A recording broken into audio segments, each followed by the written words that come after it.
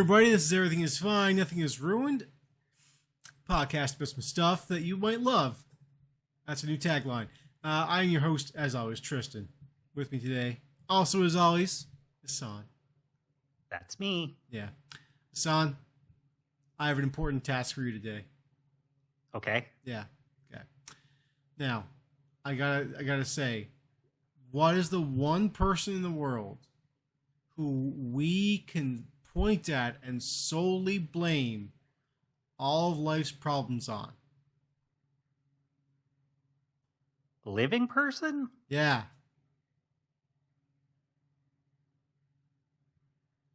Christopher Lambert. Great choice. Great choice. Now, my question to you is, does Christopher Lambert control the powers of earth, wind, fire, and water? I think just lightning, actually. Exactly. He only controls the one, which means he's a firebender. He's fine. He's off the table. Hassan, we need to find the one specific person who controls just earth, wind, fire, and water. All four of them. Christopher Lambert, he's also immortal too, so just, there's that whole thing. We can't kill him. There's the members of Earth, Wind, Fire, but then they don't have water. There's no water in that band. Yeah. So we gotta find the one person who can control all four elements, and we have to capture him, or her, or them, and then basically bring them to, I don't know, I'm gonna say Vladimir Putin. I'm assuming is the equivalent in this case, and have them executed for their crimes of using four elements.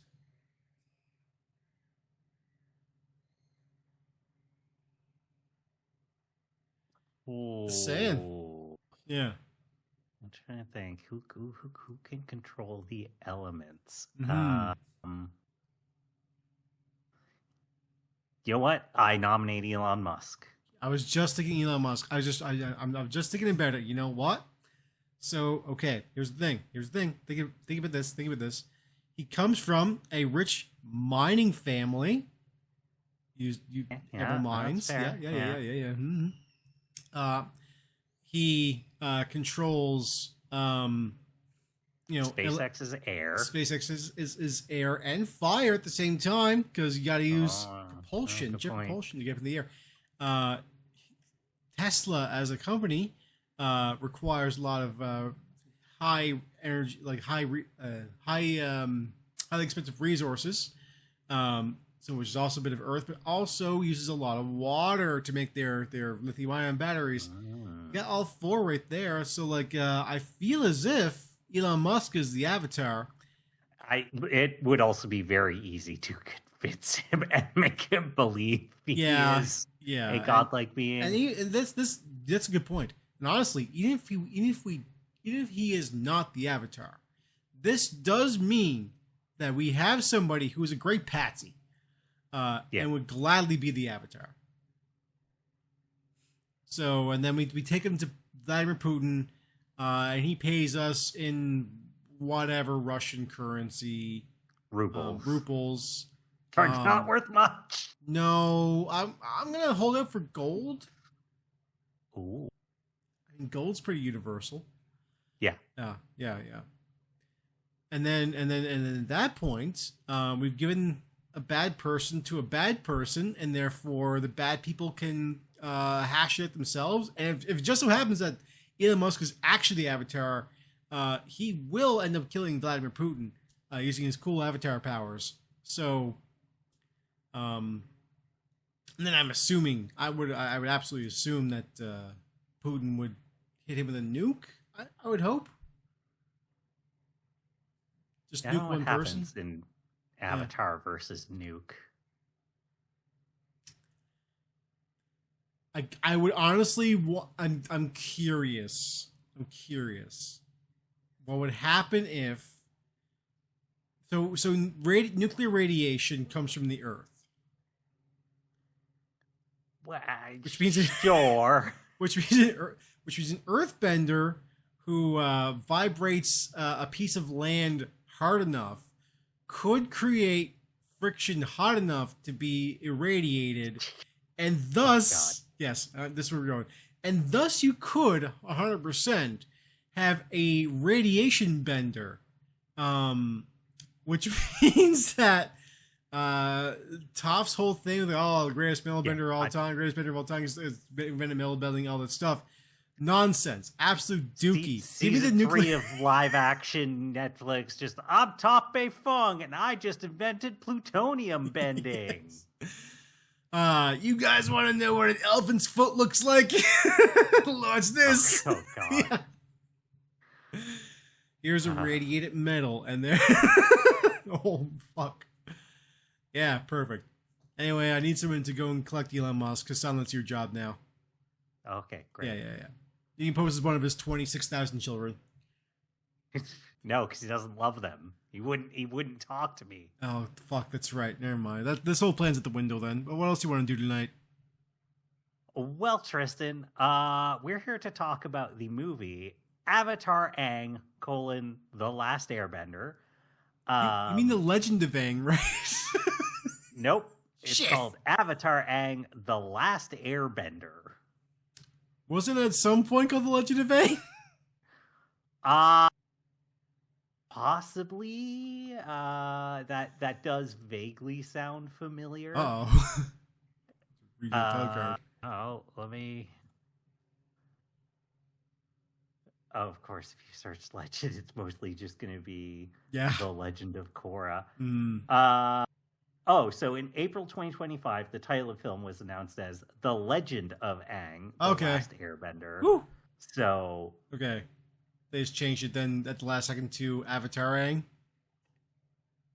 Yeah, it looks like they didn't change it until March 2026. Why would you bother? Why bother with that? So, getting into it. So, this is a film, serves as a sequel to the original Avatar The Last Airbender, takes place before Legend of Korra. In the timeline of the world, it's somewheres around sort of 10 to maybe 13, 14 years after the original series ends. Sure, checks out. So originally, this was a movie slated to come out in... okay, thanks Wikipedia for not showing me the original. October of 2026. Oh. However... Oh, wait. Why did... Somehow, copy of it, just like an HD copy of it, just got out there. Somebody got access to it and leaked it. Sweet. I'm trying to... I wasn't looking at it.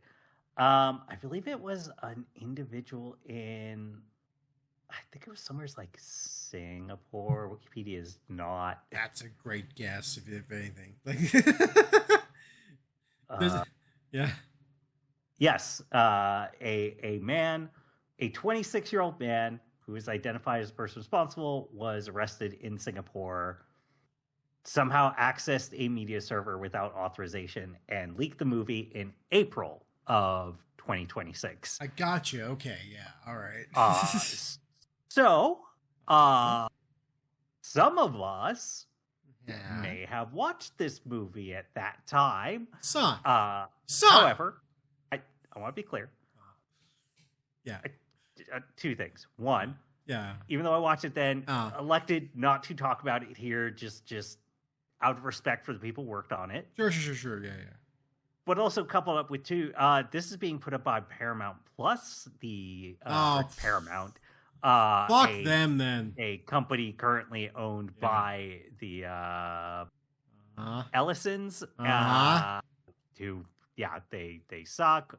What they are doing with whichever news CNN and I forget the other one they own, news entities and just TV in general. They're very close to Trump. So yeah, they suck. So Soon to I don't possibly feel own Warner Brothers, maybe. yeah. Yeah. So I don't feel bad about having watched this pirated and not giving it my money. As much as I love Avatar as a yo series. ho fiddly dee, you are a pirate. No, that's One Piece.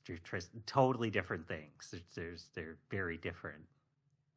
Honestly, I see a lot of connection between Avatar and One Piece. Perfectly honest. Aang's gonna go Gear 5. Well, oh fuck! Well, he kind of does. He already has Gear 5. Yeah, Avatar State, man. Yeah. Just not as cartoonish. Yeah, Gear 5 is way cooler. Anyway. Yeah. I'm not even a One Piece guy. I'm saying that. This movie did leak a while ago, so hey, if you want to watch it without going on Paramount Plus, it's very easy. Hell yes. Now, getting into the actual movie, the first thing I want to talk about is, damn, this movie looks good. Yeah. Nice.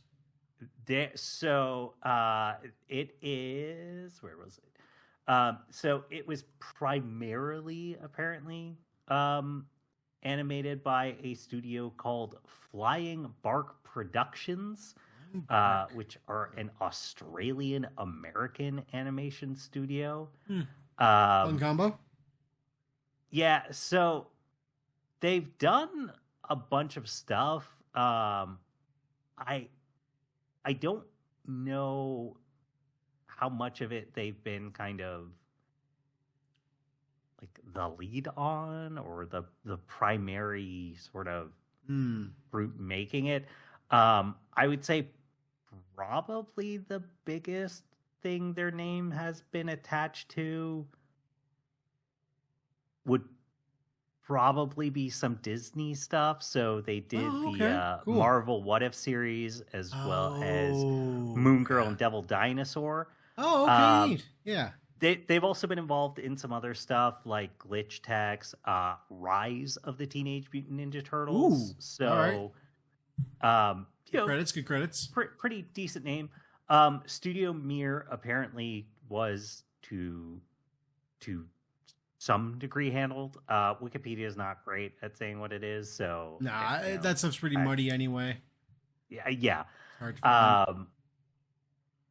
But just incredibly looking like we'll get into kind of the plot stuff, but there's like one scene where it's Aang having to climb up I don't know if there's a name for the planet that Avatar takes place on. I don't think there is, as far as I know. It seems like it's that world's equivalent of something like a Himalaya, where it's just a crazy tall mountain, insane winds, snow, etc., and just him climbing up it, and when they have these pullback visuals of this massive mountain and the clouds around it and stuff, and then some events happen, and it's he's falling down, dodging these ice falls and all this stuff. Just visually stunning. Cool. There's again, we'll get into the plot, but there's another scene where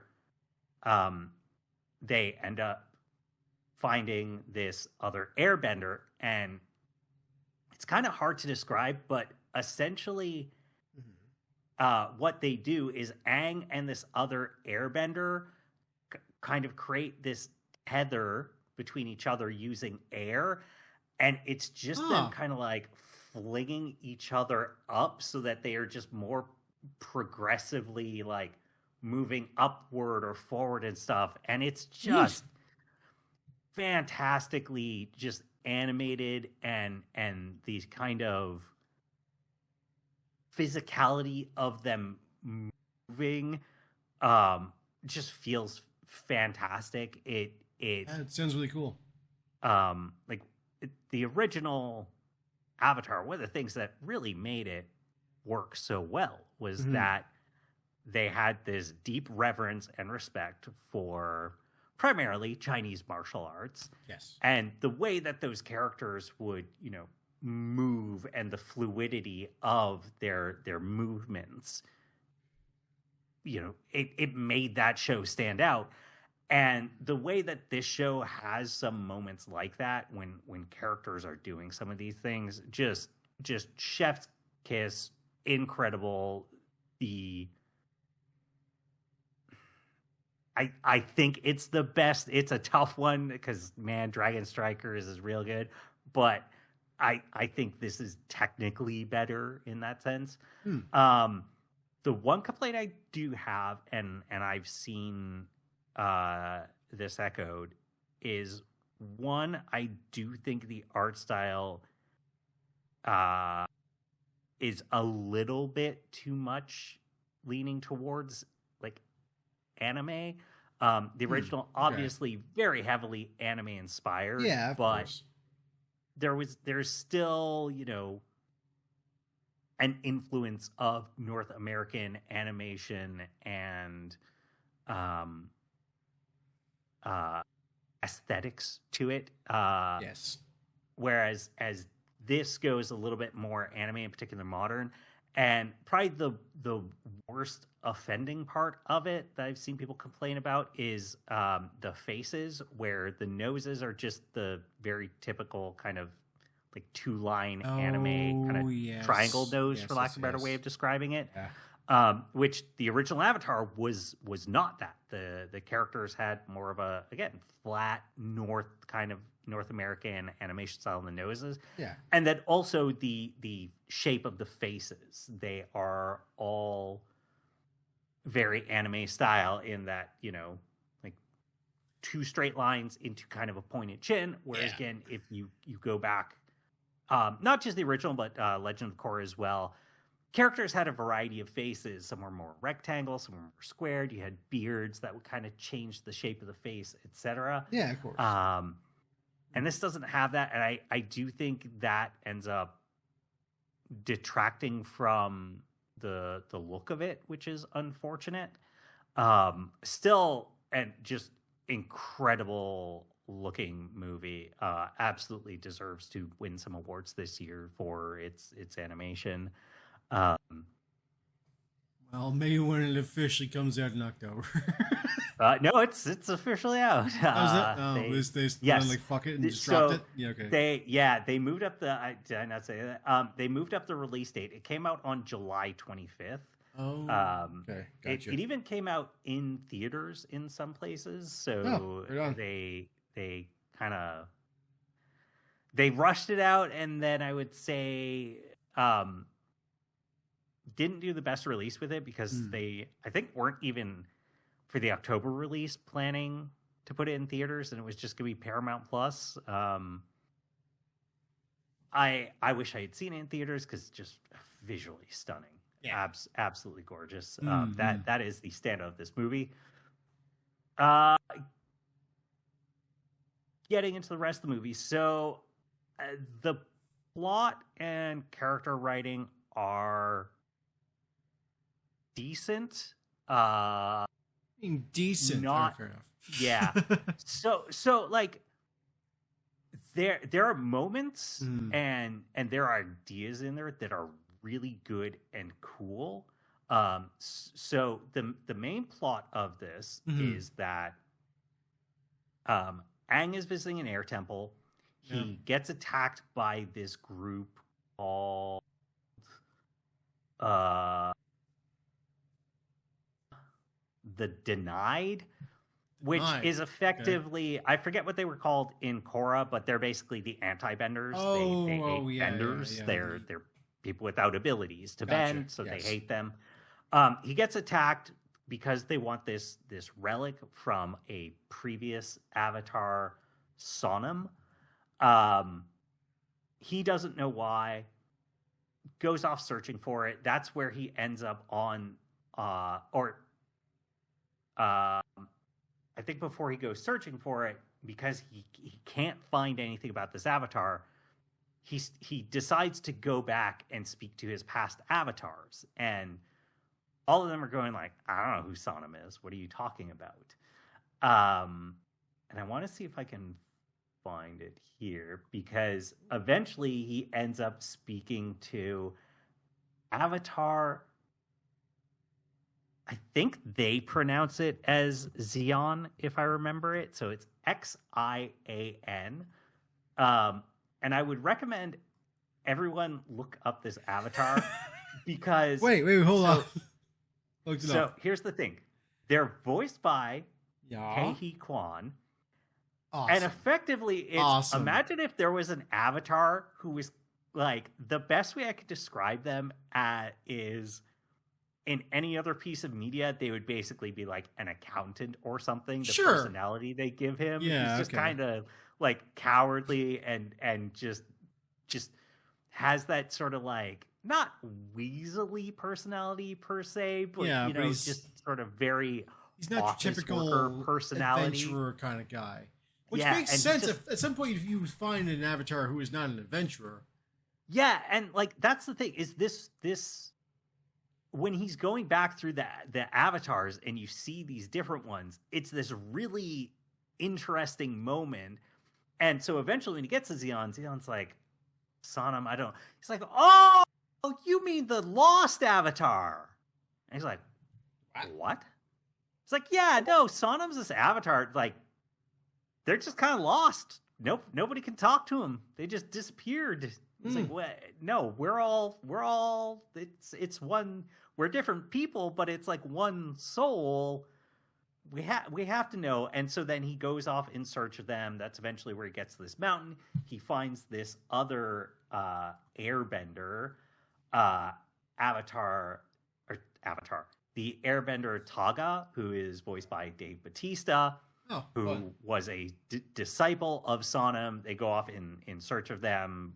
We'll talk about more of the plot after. But like that is one of the things where this movie has really cool ideas and some great moments, is getting to see, because in the original Avatar and even Korra, right? The avatars we got to see were Korra, Aang, Roku, Kyoshi, and then I don't remember their names because they're only there super briefly. There was the one waterbender and then that one female airbender.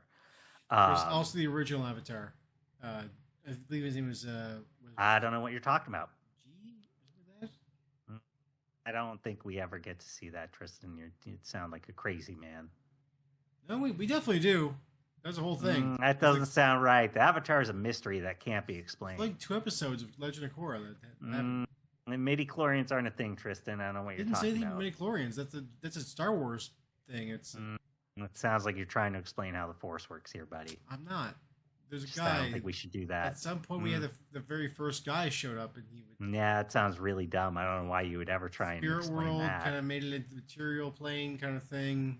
That just sounds really silly and really just shouldn't bother with that. Avatar should always stay a mystery and just be cool magic. You know? I mean, I'm not going to say you're wrong, but anyway, go on. Yeah.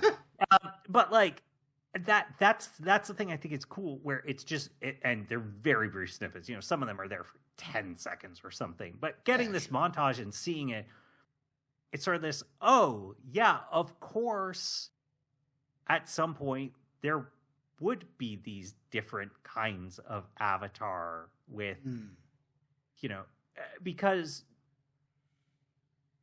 generally, right, those past adult avatars, it had sort of a, you know, a regal and wise and strong personality to them. You know, they are the Avatar, the chosen one. Of course, they have been molded and shaped into the best of the best kind of thing.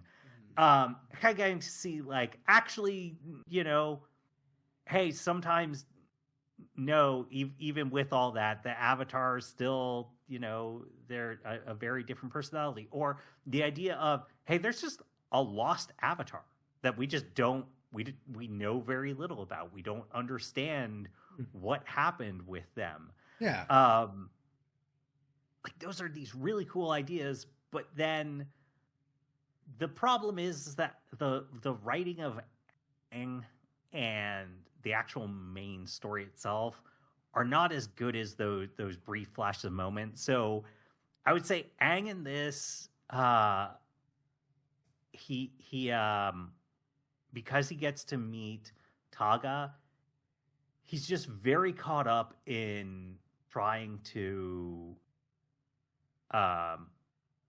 be like, oh my god, another airbender finally, and he ignores kind of the rest of the gang a bunch, and there's some friction there. Yeah, he would. But we don't get a lot of goofball Aang.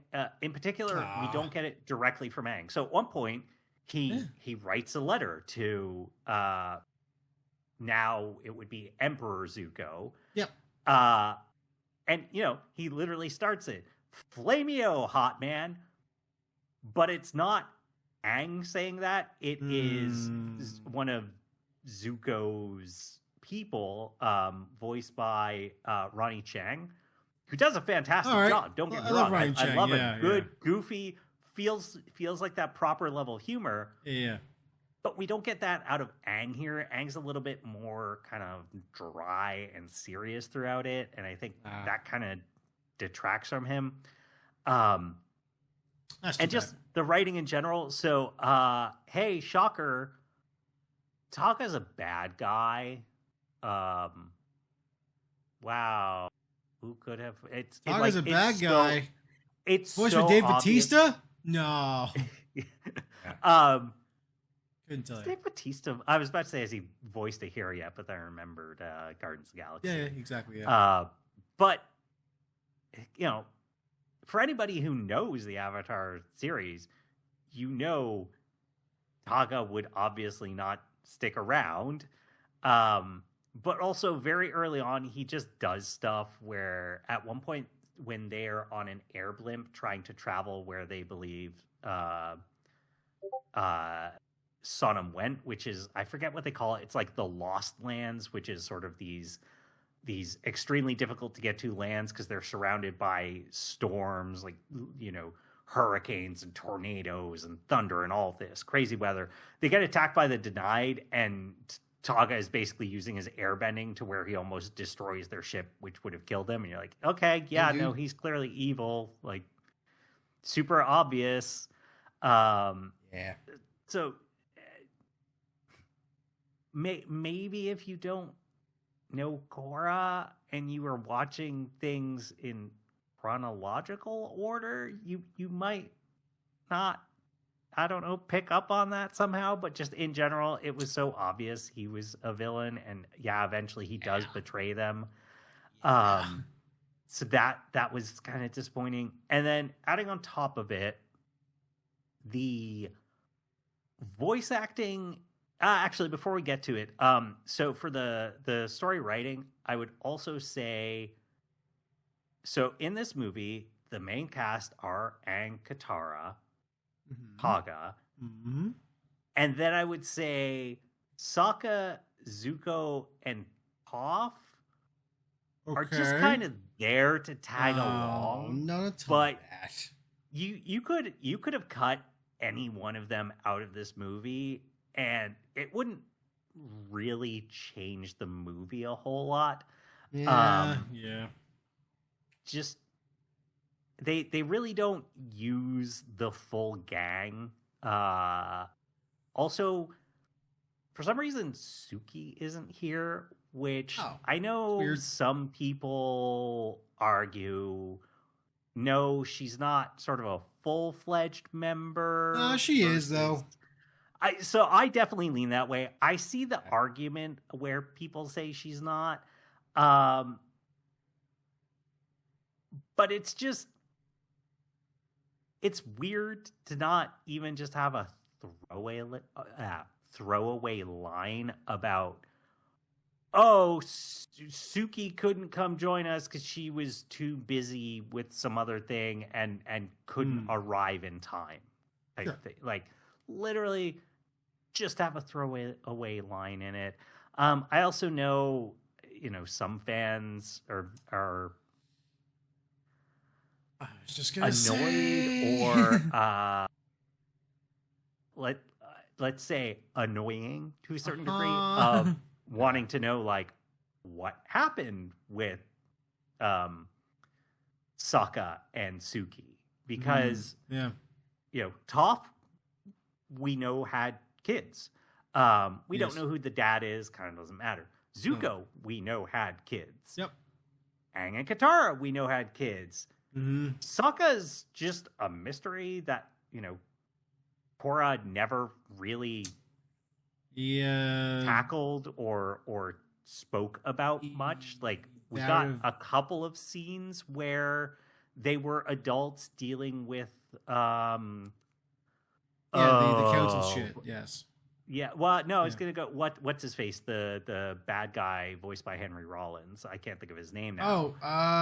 Frig. I know what you mean. Yeah. Like, we get some scenes where he's there helping Aang to fight him, etc. But we just know so little about what happened with Sokka after. Did him and Suki stay together? And so it feels like, for some reason, like, when you look at Korra and you look at this movie, it just feels like, for some reason, they're afraid to kind of tackle like Sokka as a character post The Last Airbender and actually just establish what was his life after that for some bizarre reason. Mystery doll. It's weird that like they wouldn't just have something here to talk about, Yeah, I agree with that. Hey, here's what happens to him. But yeah, so like the writing of the gang is so. The Denied, I also think you could have just cut them out of this film. They add very little to it. They get very little of them gets fleshed out. And this is a fairly short film, so it has a 99-minute runtime. This says, although I respects my time, love it.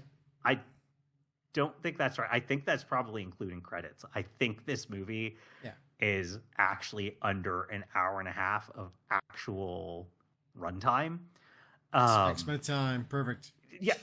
So, but I think the problem is they kind of wrote it more like a 2+ hour movie where, and who knows, maybe they didn't know it was gonna be this short, blah blah blah. But I think for a 99-minute movie, it literally would have been better if they had gone, we're not going to have the full gang here. We are going to, cut out the other characters. Yeah. So that we have more time to actually focus on the characters and their relationships that we can focus on. I would have said, like, just cut out the Denied. You don't have to have them there. You easily could rewrite this film in a way where it is just about Taga and him being the sole villain of the movie without needing the Denied there. Okay. So I think that's part of the problem, is it respects your time, but it maybe feels like they were trying to make it a longer and bigger movie than it is. Gotcha. I'll also say the music isn't bad, but like it's entirely forgettable. I don't think they and I'll say I don't think anything except for The Last Airbender. I think even Korra has this problem where the original Avatar The Last Airbender does such a good job of using its somewhat minimalist music, I would call it. They obviously have some orchestral pieces, but there's a lot of, I'm pretty sure it's kalimba, the when you're hand plucking with the little sort of metal, you'd call them rods, but the ting ting ting ting, that sort of sound, they use that so well. Or things like with the Fire Nation, the Hmm. You know, it's a big swelling music, but it's not a big orchestra behind it generally. This just doesn't do that as well. I just don't think it captures the audio cues and styles that the original kind of established as well as it should. Yeah. Again, not bad. It's just it never felt like it had those moments that the original does when, you know, again, when the Fire Nation shows up and it's just that real bassy brass horn sound that, you know, makes them sound evil and intimidating. Mm-hmm. Getting into the voice acting, it's kind of hit or miss. I imagine it is, because all a bunch of different characters, a bunch of different actors, right? So yeah, so it's an interesting one because, in some ways, I don't hate the recastings, and I think there are justifications for it. Yeah, of course. You know, hey, these characters are now older. Although that said, many of the voice actors could still voice those characters. True.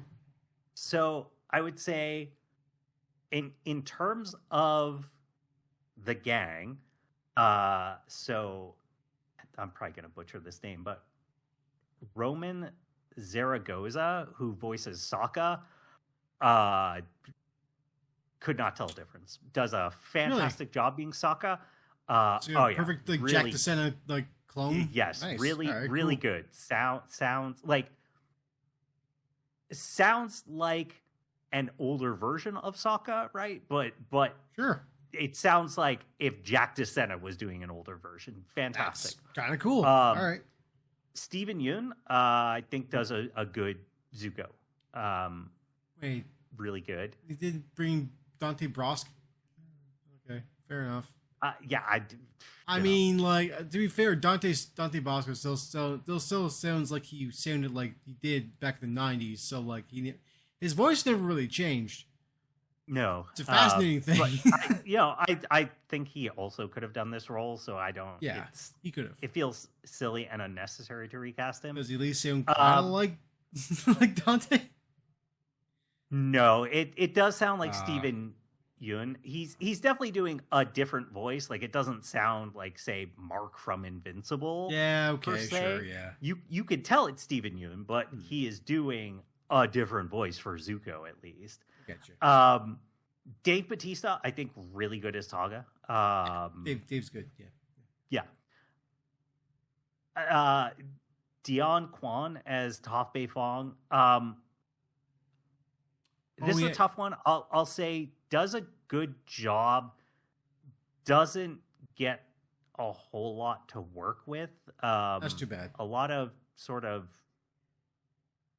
I don't want to say comic relief, but a lot of Toph in this movie is just sort of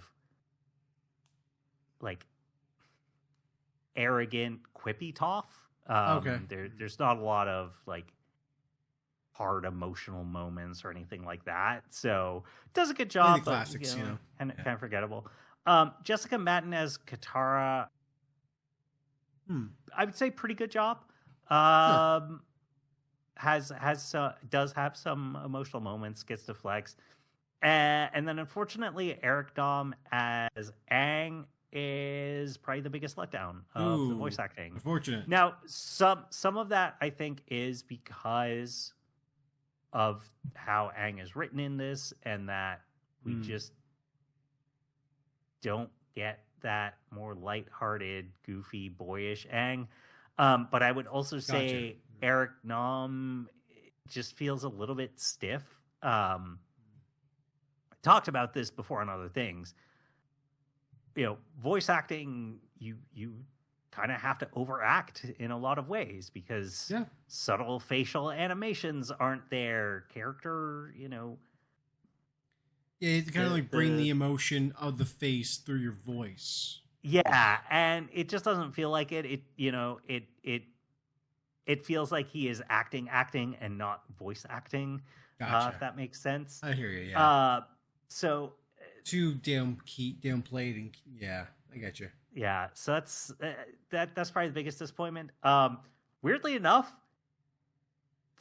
the one returning member of the gang is D. Bradley Baker as Appa, and I forget if Momo's in the movie. I think Momo's in the movie, but he gets to return as those Frank Welker. What was Frank Welker? Momo? No, I thought D. Bradley Baker did both Appa and Momo, but maybe I'm wrong. Yeah, I don't know. And then like the weird thing is they do have a fair number of celebrities. So we already mentioned Ronnie Chang, Kei Kwang. Taika Waititi is in it, and I know some people don't care for the scene that they have him in because it happens in the spirit realm, and he's just this weird random spirit who's kind of there. But I think he does. I don't mind the scene. It's a nice, fun moment of levity, and I think he does a pretty good job voicing it. I'm sure there are plenty of people online who feel otherwise because he is a weird character to be in there. So I was wrong. It was D. Bradley Baker that did Momo. So there you go. Ken Jeong, for some reason, the Cabbage Merchant is in there, and that's one where I just kind of don't need the Cabbage Merchant back. Yeah. But that was Ken Jeong. You know, he's fine. Like they have a bunch of celebrity voices like that for some reason, but they didn't.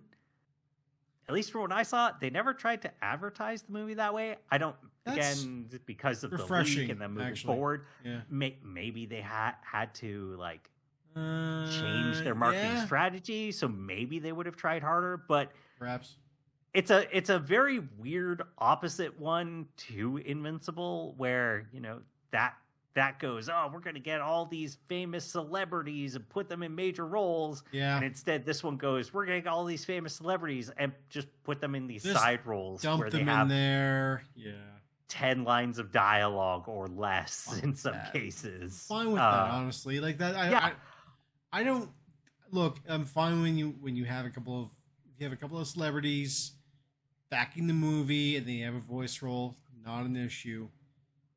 But like, I don't need a celebrity main voice cast because they always do a subpar job. Then what are you talking? Chris Pratt's so good in the Mario movie and as Garfield. He's definitely not painfully stiff and should not do voice acting. He's perfect for the Garfield movie. What are you talking about? Great Mario impression. Fantastic. Yeah. They even watched it. But I'm not gonna watch that movie. Come on. I watched it on a plane. It's the perfect kind of plane movie. My ethos is always a plane is not a place you want to watch good movies on. No. It's where you want to watch mediocre movies because you were stuck in a tin can on a tiny little screen. You're like, well, I wouldn't watch this otherwise, but since I don't want to watch something good, I might as well watch, some subpar thing and just kill my time. Yeah. True time killer. Oh no. Now, kind of slight change of topic because I think I've talked about everything I want to talk about specific to this movie. Not going to go through the entire plot or whatever. But like overall, I do think it's a well worth watching movie. Again, plot might be not the best, but it is still good. There's still interesting things in there. We didn't go over everything, but some of the world stuff they do is really interesting. And just those visuals, man, just so striking continually. But also recently with this, they put out the trailer for Oh, yes. I need to look up and make sure I get the name correctly, because is it just called? Yeah, so it's just called Avatar: Seven Havens. Havens, yes. And if I think if there had been more of a gap between this movie coming out and the trailer dropping for the next Avatar series, I might not be feeling as, let's say, concerned about kind of the future of Avatar. And the reason I say that is, even though I do really like this movie, I despite my problems, I think it's a really solid movie. Sure. Really enjoyable. Yeah. But there's enough little things in this movie where it just ends up feeling like,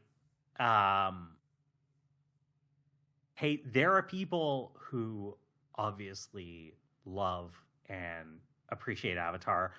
So Brian Konietzko and Michael Dante DiMartino, they are both, I believe, involved in this. Okay. I'm trying to see. It's like, I think they just had like executive producer roles or something like that. Well, that's something.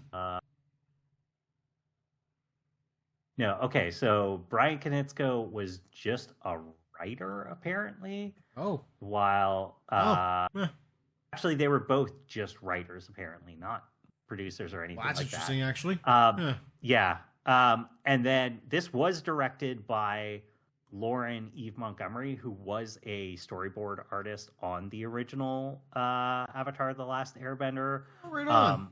Worked on a ton of other stuff too, like Justice League Unlimited, Scooby-Doo Mystery Incorporated, Tristan's favorite thing ever, Young Justice. Fuck you. Batman: Brave and the Bold. She worked on Legend of Korra. Okay, Lauren, never work in this fucking city again. I don't fucking care if you have like a million good credits, that one of them is tainted and it ruins you entirely. Your entire career is shit. Garbage. Absolutely down the drain. I'm not even kidding. Someday all the people who worked on Young Justice are just going to start being mysteriously murdered. And I'm not saying it's definitely Tristan, but it's definitely Tristan. I'm not saying it's not me either. But this thing, clearly made by people who love Avatar. But there's enough of those moments, like the cabbage merchant, or at one point they need to. So at one point they're on this island in the Lost Lands or whatever it's called, and they need to get back to Republic City. Like, what are we gonna do? The water spirit, we'll call it, and it'll take us there. Like the big fish one. That, God damn it! Came. Sure, and it's just there's just enough little things. There's a moment with the two lovers, the singers there. They seriously brought that back. Tunnel. So they're not singing that, but it's like very brief, like sequence where you're just going through the city and they just quickly show you as, hey guys, oh, the guy is singing to a crowd. Hey guys, remember this over here? They got popular right now. It's a whole no, fuck off. Come on, we don't need that. That wouldn't get popular. That wouldn't get anywhere near. It's folk music at best. Well, I don't think it's that song. I could be wrong, but probably that song.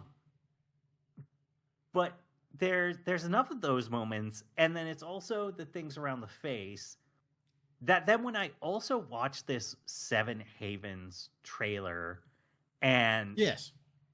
So for anybody who hasn't seen it, the seeming premise of Seven Havens is that after Korra, for some reason, another avatar has not shown up for a long time. Mm.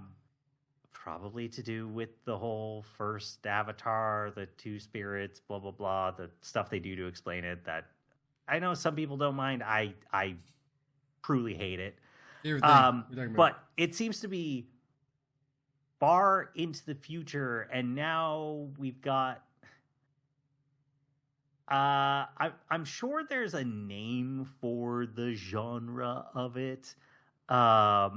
It's not, cyberpunk, but it is more kind of technological. Like at one point, I believe we see a hoverboard or something, from what I recall. Fantasy. You want sci fantasy?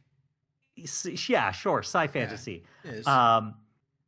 But also the visuals on this look ever so slightly they're a little flat. Off. Yeah. I agree.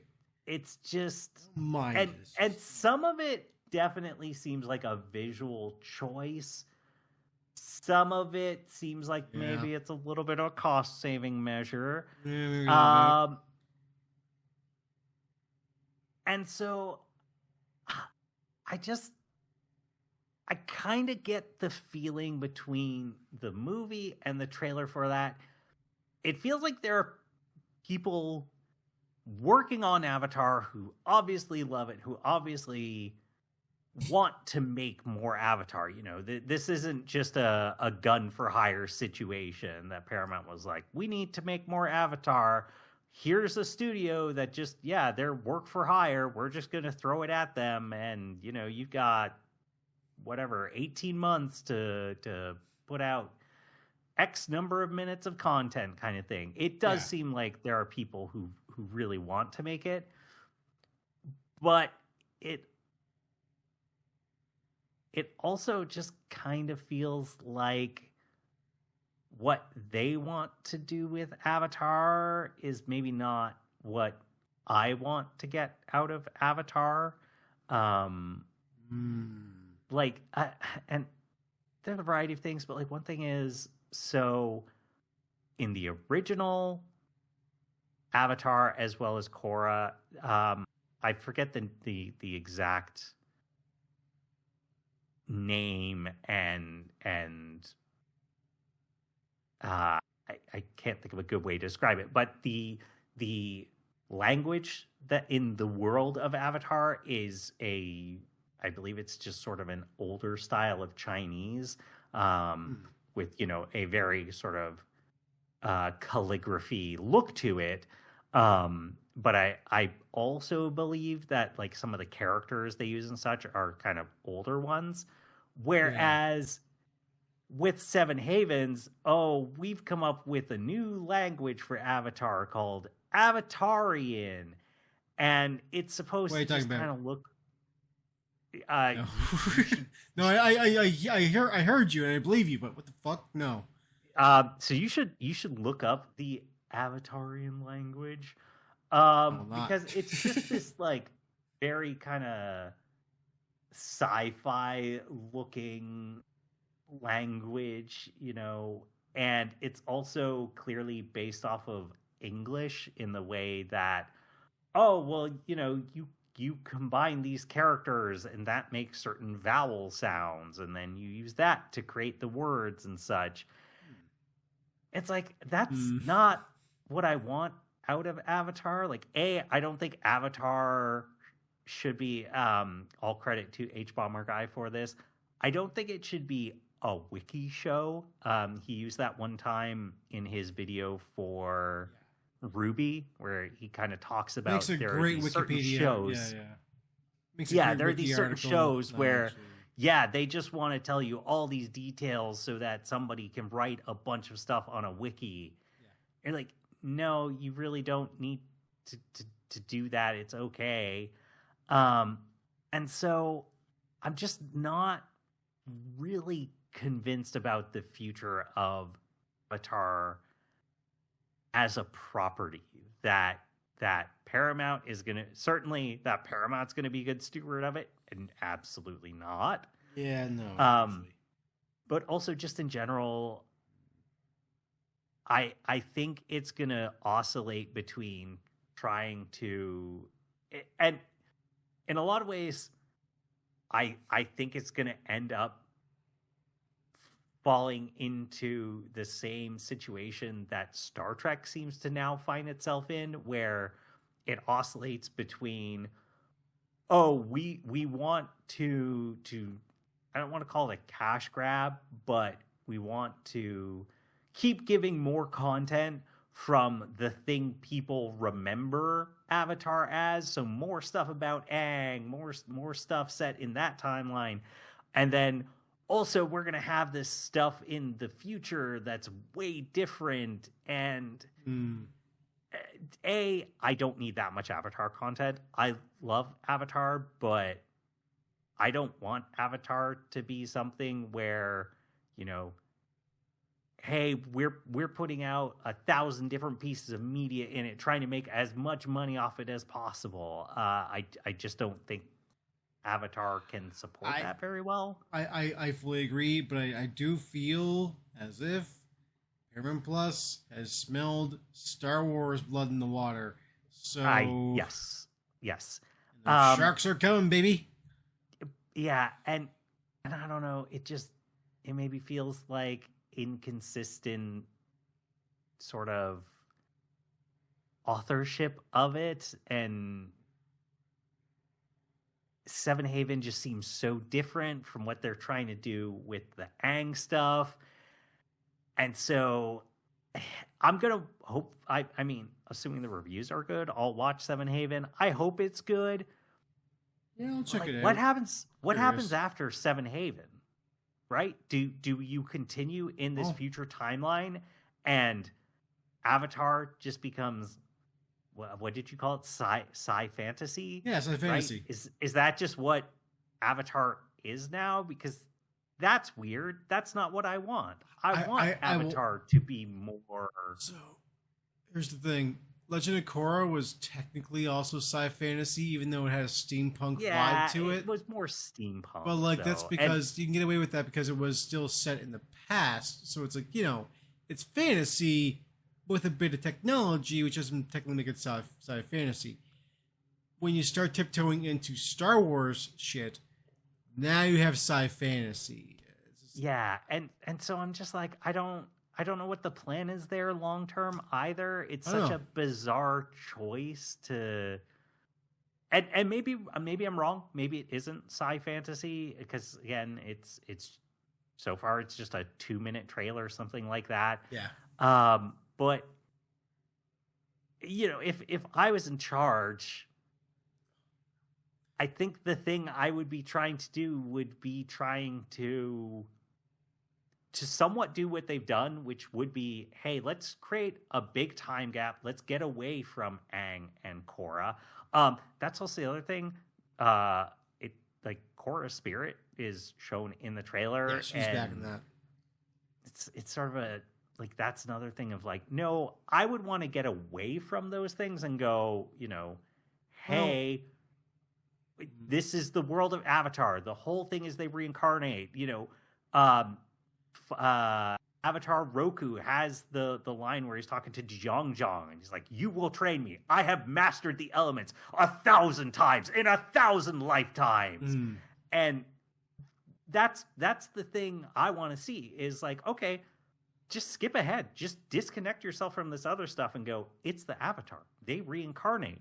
Yeah. We're not talking about Aang and Korra because it's been 10 lifetimes since then, and people are way more focused on more recent history and what's going to happen in the future and stuff. So I read up as to why Korra is in the show, because that confused me too. I'm like, that's interesting in a, like, you know, because it's supposed to be like the first Avatar since her, I believe. Exactly, yes, there's that.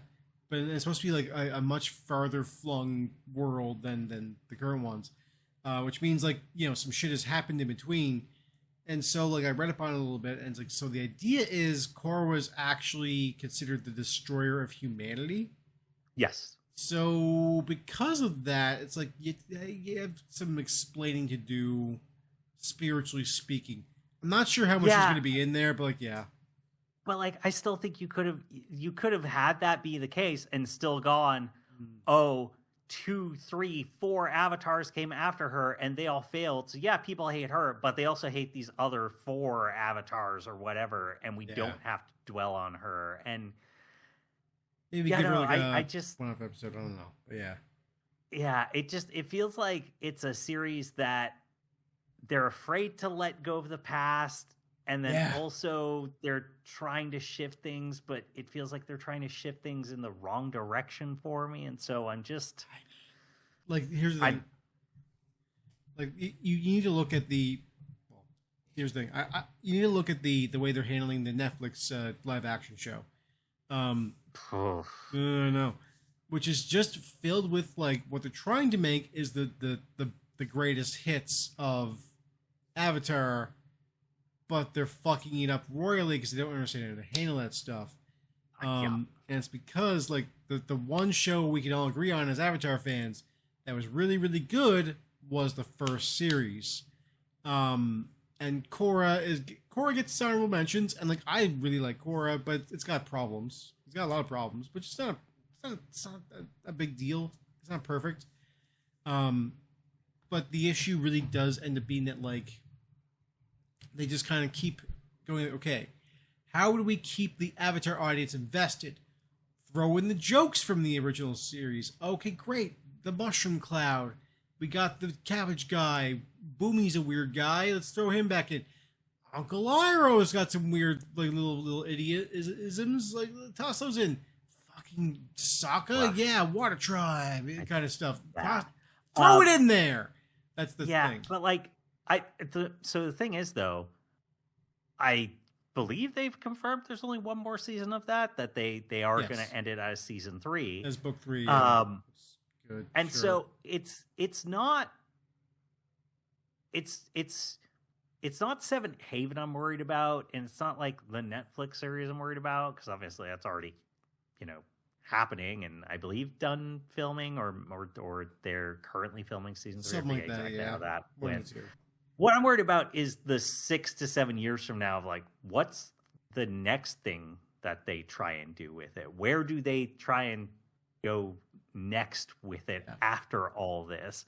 And that is the part where I just don't feel real good about being an Avatar fan, and am worried about the future. Well, son, take it from me, a former brown coat. Don't fucking worry about it. Drop that shit. Look, here's the thing. Yeah. Here's the fucking thing. They announced very recently, speaking of this, there was going to be a new Firefly series being picked back up. I couldn't care. I could not give a shit about that. And honestly, looking back at it, the original Firefly TV show was okay at best. It had some great moments in it. Let it be. It's not going to be the thing. I'll say I've always been a mostly staunch believer in the you can't ruin the original. You could definitely damage it, right? I mean, joked about it earlier, but midi-chlorian stuff, it could be a little bit hard not to think about that when you watch the original Star Wars trilogy. Because Yoda Jar Jar Binks, like there's stuff where it can be hard not to think about it when a sequel mucks things up in that way. But it would be really hard for Paramount to do something so egregiously bad that somehow the original Avatar: The Last Airbender gets ruined. So exactly. I'm never going to stop, or it would be very hard for me to imagine I ever stop loving Avatar: The Last Airbender. That's exactly I actually started rewatching that because I needed a palate cleanser after the just the Netflix season 2 got so bad I couldn't finish it, quite frankly. Well, I've heard things about it, and I'll leave it at that. And it's okay. So good on you for going back to the thing that you enjoyed previously and getting a palate cleanser. Because like I said, the original one that you liked, the only one that can ruin it is yourself. Because as a fan of that, the worst thing you're going to do is pick it apart and find things that you actually don't like about it as an older adult. Because of course time marches on and our tastes do change. At some point you might hit a stride with the show where it's like, oh yeah, I remember loving this bit, but like it doesn't land so much right now. Stuff like that, and that's okay. That is absolutely okay. We as people march forward, and our tastes do shift. But like, you are correct. The original one will stand there as, the one everybody's going to like. And it's because there's so much thought and heart and love put into that original series that it's hard to look at it as anything but a masterpiece. Yeah, I mean, it's, I don't know. It's not like they can make the original woke, right? They can't go back and somehow make it woke, so they can't ruin it. I hate to tell you this, Hassan, but I'm pretty sure the original Avatar series was woke to begin with. Nah, that can't be right. It's kind of an anti-war story. How about exceptionalism is not a good thing? No. I think you got to be misreading it. You got to make the Earth Kingdom great again. Oh yeah, fair enough. Honestly, the one thing Korra did. Here's the thing. Everybody lean in. The one thing Legend of Korra did that I still question to this day. I actually do sometimes think about this offhandedly, and I'll like wake up in like a fever dream, like fugue state. Just be like, why the fuck was Toph Bay Fong a cop? That makes no sense. That was so weird. Her whole arc in the first series is, damn the man, I'm going to do my own thing. And she goes, yeah. I fucking love justice and fascism. No. God. Yeah. No, it's a weird one. Red lace skinhead. We should wrap up. I will just end it by once again saying everyone should go watch Avatar: Aang and the Last Airbender if you like good. Avatar at all. And even if you don't, I would still just say, hey, just go watch the first kind of 10, 15 minutes of this movie just to see those visuals and just see how stunning this movie truly is. Oh, yeah. It does look beautiful from what I've seen, so it's a good selling point right there. Yes. Anyways, on that note, why don't you tell people where to find us? I sure will. You can go to our Blue Sky, which is at EIFNAR. Go there and let us know how much you really enjoyed Avatar Aang, The Last Airbender. I was reading the title, which I have incorrectly on the title card. I'm not changing it. If I do change it, shame on me. Because I think it's funny. What, David Ellison gonna show up and shout at us? I hope. That'd be fun. I would record that and I would release it in its entirety. You should also go to our iTunes and Spotify accounts, rate us something, leave reviews. If you want to go to our YouTube page, like and subscribe to the channel. That would be something you can do in your spare time, if not right now when you're thinking about it. Now that I've said like and subscribe, it's kind of the like and subscribe is kind of the reaction when I say, oh, now you're gonna manually breathe and blink, kind of shit. Oh, it's that. It's like, oh yeah, I should. Yeah. Anyway, you should also share the show with your friends if you enjoyed it. I'm sure they would like to hear two guys scream about how much Toph Bay Fong is a fascist and that's wrong. Yeah, that's one of them. Also, the brown-coated mittens, that kind of thing. Anyway, I have a lot of problems in my life. You should also go to our friendswhosdthing.com. Go there, listen to his great tunes. And if you just simply would, let him know he's the Avatar. I just figured it out. It's been him the entire time. Oh. Yeah. Yeah. So we need to bring him to Vladimir Putin. That was the original plot of what we were... Yeah. Does he know he can master the 4 elements? Because he should have got on that a while ago. I mean, I don't know if anybody's told him, but he may have attempted. Whew. Yeah. I hope that he hasn't even tried, because like that would make things a lot easier.